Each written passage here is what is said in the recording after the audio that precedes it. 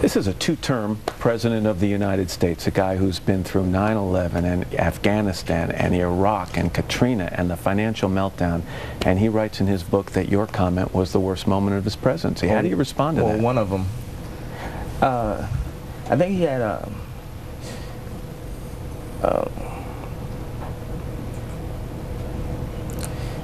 as far as it being the worst moment of his presidency, you know, I can't really speak to that, you know, but as his take, his explanation, I completely agree with, and I empathize with totally.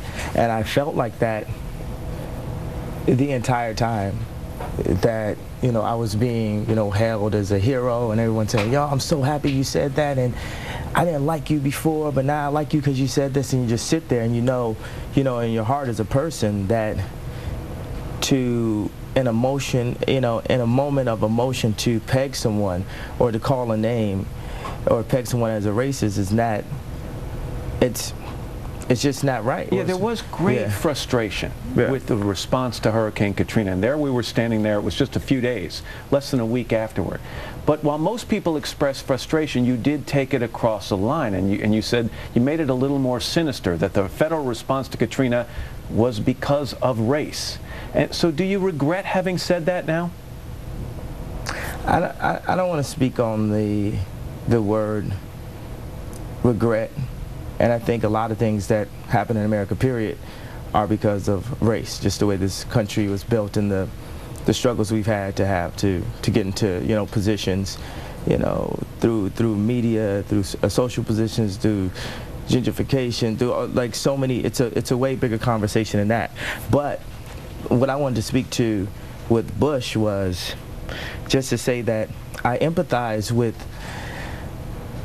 the idea of being pegged as a racist. Tell me why you can empathize with it. I mean, it's the obvious reasons, you know, with the situation with the and I'm not even saying that the Katrina disaster even compares to an award show, but it compares to the idea of the characters that we have, these characters in life that are on this side of the TV that mean so much to the people, whether it's they connected with music or because they're a president. Let me just make sure I let people understand. You're alluding to when you walked onto the VMAs and grabbed the mic from Taylor Swift, and some people said this wasn't a guy expressing his musical preference.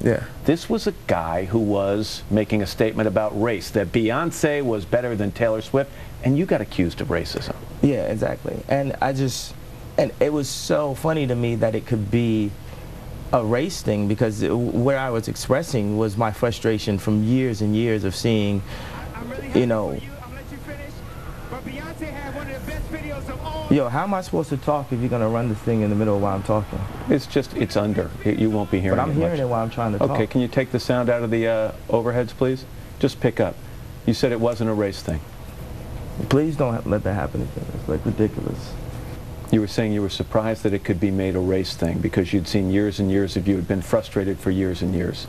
Okay, so our championships are award shows. We give everything we have to these moments, and it's so many things where I'm just asking, you know, the awards to be a little bit more sensitive to the amount of work that we put into it, and don't have things that, you know, it just logically didn't make sense. It just didn't logically, and then for me to be pegged as a racist for just stating something logical was just so amazing to me. Well, after the interview, Kanye West fired off several tweets about the interview, saying he wasn't happy and objected to our rolling the video you saw of him with Taylor Swift at the VMAs. He said, I really wonder if Matt Lauer thought that blank was cool to play the MTV clip while I was speaking about Bush. Well, we stand by our interview. It's something we do every day on the Today Show, and it doesn't matter then whether it's Kanye West or politicians. We roll video underneath to illuminate a point. And so President Bush was here on Wednesday, and he said he appreciated West's apology. And we're looking forward to Kanye's return for a special live concert on the Plaza Friday, November 26th.